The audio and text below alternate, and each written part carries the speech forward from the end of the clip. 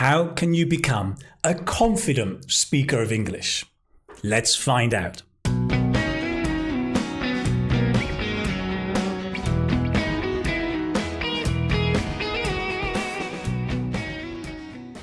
Listen, there's a myth going around about confidence. Yeah, confidence, well, you either have it or you don't. And if you're shy, bad luck.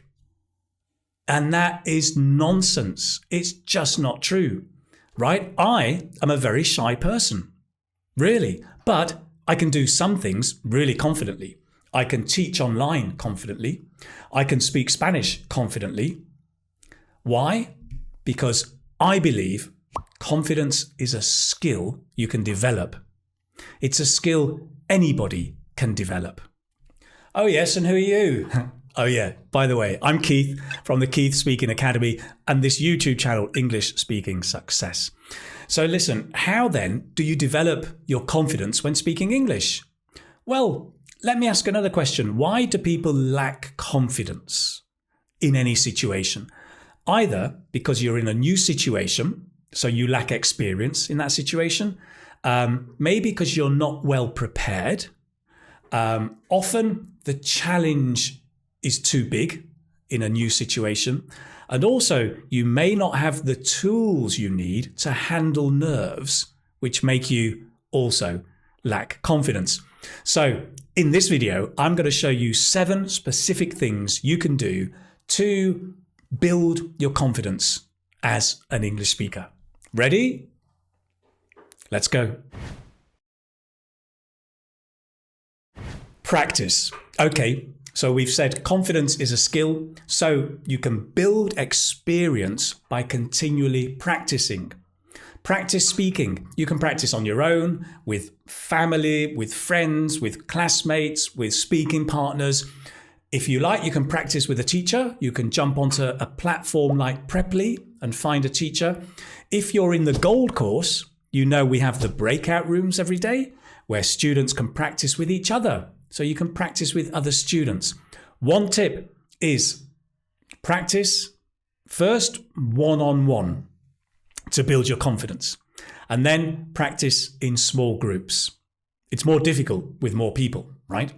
Also, to build your confidence when speaking with other people, practice with people who are just below your level of English. Helps you build your confidence. If you wanted to build your vocabulary, then practice with people just above your level. But to build confidence, practice with those below your level. And when I say practice, I don't actually only mean practice speaking. Also, practice your mindset, right? Think about being confident. A big problem, I think, for many students who come to me is they say, oh, Keith, my English is so poor. My English is so bad. And I'm like, no, stop. Change your mindset. Your English is not bad. Your English is weak, and that's fine, but it's not bad. There's nothing wrong with that. You need to change the words. We need to change the words we're using and change the mindset. But it's not just you think, oh, I'm confident and you're confident. No, you need to practice thinking that you're confident. Practice it more and more. Practice your mindset as well as speaking. You know what? There's another myth out there, which is that you only become a confident speaker when you're an advanced speaker. And again, that is so frustrating because it's nonsense, right? You can be an A1 beginner and still be a confident speaker. Really? I'm going to show you or give you an example very, very shortly. For now, let's move on to number 2. Number 2, be prepared. So when you're going to face a new situation, it's always good to be prepared, and that will bolster your confidence. It can be anything from reviewing some vocabulary, thinking about what you're going to say, have some ideas, any kind of preparation. Get your mindset ready. Here's an example, right? And this goes back to the myth about confident speaker being an advanced speaker. I literally speak about 3 words of Italian, right? I can say hello, goodbye, and thank you. I'm really an A1 level if that, of Italian.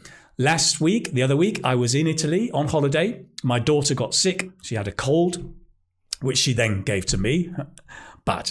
So we had to go to a chemist or a pharmacy to get some medicine. So I was going to the pharmacy, right? And before I walked in, I just stopped and thought, can I do this in Italian, right? With the little Italian I know. I mean, I love Italian, right? I listen to Italian, I watch Italian TV shows, TV series. I watch Italian films. I love listening to Italian. So I've got a lot of kind of background knowledge, but I just can't speak. So I got prepared. Before walking in, I checked the word on Google Translate, a cold. Un raffreddore. Okay, that's. And then I checked a sore throat. Mal di golla. Okay. And I got my first sentence ready and I walked into the shop, right? Luckily, there was no one else in. I was first in the queue and I just went up and said, Buongiorno, habla inglese? Hello, do you speak English? And she went, ah, va bene. La mia figlia raffreddore. And she goes, and she starts saying, oh, raffreddore. Yeah, ecco. And then I said, mal di gola. Oh, mal di gola. Italiano buonissimo. She was like, your Italian's brilliant. And it wasn't. It was rubbish. But I was confident. I was so confident. And I got through this conversation getting the medicine that we needed for my daughter, all because I did some preparation. So that's it. But imagine if I hadn't prepared. Imagine if I just walked into the shop and began, do you speak English? No. Oh, okay. So daughter, how do I say daughter? Oh, no, what? What's the word for cold? Achoo? And it would be a disaster. I would lose all confidence. The person in the shop would lose confidence in me to be able to communicate, and who knows. And it's the same when you're speaking English, right? Even when you're doing IELTS. So in conversations, be prepared. But for IELTS, be prepared, right? Be familiar with the topics that are going to come up. Get some basic vocabulary that you're going to need. Be familiar with some strategies that can help you. Be prepared. And now, Number 3, set small goals. One of the biggest reasons I think that students lose confidence is that they have these huge goals, right? The biggest mistake students make is they say to me, Keith, I want to be a native speaker. Or I want to be like a native speaker. That's a ridiculous goal and an unnecessary goal. Why do you want to be like a native speaker? You really don't need to be. And very, very few people, are going to reach that goal. What will happen to most people is they get demotivated, they lose confidence because they can't even get close to that goal. It's like some students who say, well, I want to go from a band 5 to a band 7 in 1 month. It's not going to happen. Set yourself small goals because confidence comes from having a goal, reaching the goal, being successful, and moving on to the next one. And doing this repeatedly again and again and again. And you get more confident. So when it comes to your English speaking practice, what you could do, right, is have some very small, simple goals. Let's say the first goal is, I'm going to join a speaking group. For example, in the gold course or breakout rooms. I'm going to join the breakout rooms. Number 2, I'm going to participate for 1 minute, but I'm only going to listen. It's fine. Next goal, I'm going to participate for a few minutes and I'm actually going to introduce myself. And then the next goal. And you make these little goals for yourself, and that's how you build confidence. Right, let's move on.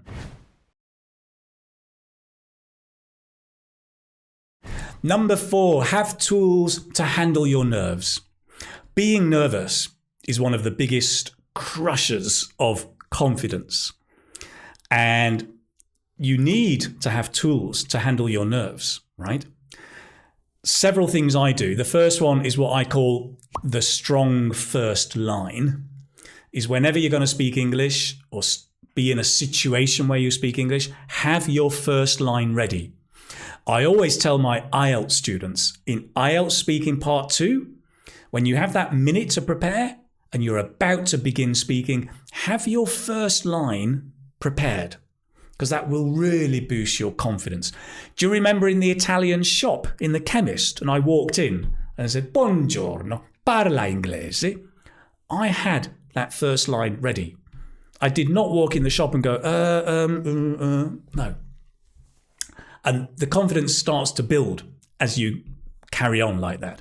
The other thing to do is to accept your nerves. The problem is for most people, when they feel nervous, their exam's coming or they're going to speak to other students or to an examiner, they feel nervous, and then that nervous makes them anxious and they feel bad. Oh no, oh I feel nervous. Oh no, it's all going wrong. And that makes the nerves grow bigger, and it's a vicious cycle going down. The difference between successful people is that they accept the nerves. You don't fight against them, because the truth is, and having presented for a long, long time, the nerves never go away. Ask any actor or presenter. The nerves are always there. It's how you handle them that makes the difference, right?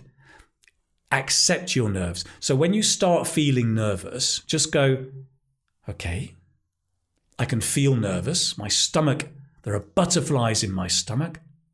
Okay, that's okay. That's fine. And see what happens. Just be in the moment and feel your nerves. Allow them to be. Don't fight them. It can make all the difference, right? The other thing you can do is what people call positive self-talk. And it's basically changing the words that we use to talk about yourself. So as I mentioned before, some people say, I'm bad at English, or my English is so bad, I can't do this. When you notice this negative talk, just change it to something positive, right? Change it to something like, maybe I can do this. I'm going to enjoy this. This is going to be exciting. Whatever happens, it's okay. And this more positive self-talk is just another way to handle your nerves. Remember, the nerves don't go away, so just let them be and get on with it, so to speak. Enjoy it. Right, good. Let's move on to the next one. Focus on communication, right? Forget about perfectionism. So many students, when they speak English, they try to speak perfect English to get everything right. And then, of course, they don't. Of course, you're going to make mistakes. And then you feel disappointed. And then you lose confidence because you're making mistakes, right? Forget about that perfectionism. Focus on communication when you're speaking. Focus on communicating your idea, your personality, your emotion. This is what language is for, right? Really, it's about communicating who you are to other people. Focus on that communication. As we say in English, get your idea across. That is going to help you build your confidence, because as you communicate, well, you'll see that it's easier for the other person to follow you. It's easier for them to understand you and interact with you. And you'll feel the conversation just getting better, and that you'll feel more confident. Whereas the student who's trying to be perfect and is taking much longer and much more hesitant and annoyed when they make mistakes, the communication just rockets right down. So focus on communication. Forget perfectionism. Number 6, like your mistakes. I don't mean like Facebook like. I mean like as in accept or embrace or love your mistakes. Mistakes are a natural part of language learning, okay? So it's okay to make mistakes. Similar to the last point about communication. When you're communicating, don't worry if you make 1 or 2 small mistakes. And when you do make mistakes, notice them, but just say it's fine, it's okay. Don't get angry with yourself. Be kind to yourself, yeah? But also, it is important, don't carry on making lots of mistakes. Don't think, well, Keith says I can make mistakes, it's okay. This is not what I mean. Of course, you're going to try to improve, to make fewer mistakes. Of course, don't just accept lots of mistakes. Notice them. Maybe you'll self-correct, maybe not. If the person you're speaking to, they will tell you if the mistake is big, right? If they say, listen, I don't understand what you're saying, there are too many mistakes, okay? So notice your mistakes, take on board the feedback, and over time, strive to get better and better. But in the moment, don't worry about your mistakes. Just let them be. Love them, embrace them. It's a natural part of language learning. And this is going to help build your confidence as well. Great, let's move on to the last but not least. Okay, finally, guys, don't compare. The guaranteed way to destroy your confidence is to compare yourself to other people. You don't need to do it. It doesn't help you, right? So maybe, I don't know, some students will look at other students and go, oh, they've already got their band 7. Oh, they're so good. Oh, they speak so clearly. I'm so bad. And why am I not like them? You know, and then you get people on Facebook saying, I got a band 8 with 2 weeks preparation. Don't believe everything you read. It's not that they're lying, but maybe they're not telling you everything. Maybe they're not telling you that they've lived in America for 4 years before they took the test, right? So you don't know other people's situation. Everybody's language learning journey is unique to you, to that person. So it's futile comparing yourself to others. And what's more, it doesn't help you.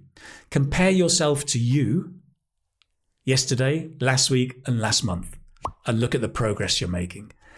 Be blinkered, right? Put these blinkers on. Don't look at anybody else. Just focus on you. Because at the end of the day, that's the only thing you can change.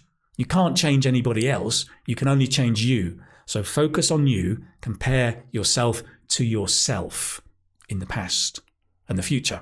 That's the way to do it. That's how you can build up your confidence and become a confident English speaker. So there you have it, 7 tips or ideas on how to build your confidence and to be a confident speaker of English. In fact, I think you can use these ideas to do anything confidently, not just speaking English, right? Whether you want to present, speak in public, buy medicine in an Italian pharmacy, or do the IELTS test, whatever it may be. I hope these can help you. Let me know in the comments below which tip or idea you found to be the most useful for you. And I'd love to hear more about the challenges that you have when you're speaking English and trying to speak more confidently. So that's it. You may have noticed in this video, sometimes I talked about the breakout rooms in the Gold course. Well, if you are preparing for the IELTS speaking test, the Gold course is a course I have on my website, the Keith Speaking Academy, and it's a course that is designed to help you develop your speaking skills in a fun way so that you can face the examiner with confidence and ace the IELTS speaking test. A lot of students on the course are actually not taking IELTS, but because the course is focused on developing speaking skills, it's open to absolutely anybody. All you need is an intermediate level of English to begin the course. The breakout rooms are daily sessions where 2 or 3 students just meet together. It's all organized. They meet without me and they practice speaking to each other. And they tell me it really does help build their confidence because they get to do something they don't normally do. And they get to speak to people from across the world and just they're learning this cultural mutual understanding as well as great communication skills. So that is something I have. It's a part of the Gold course. If you want to find out more about the course, just follow the link below. You can find out all about it. And that's it. I hope you've enjoyed this video. Do leave me a like, subscribe if you want to find out about upcoming videos. And I will see you, well, in the next video coming along, just around the corner. Thank you so much for watching. Take care, my friend. Bye-bye.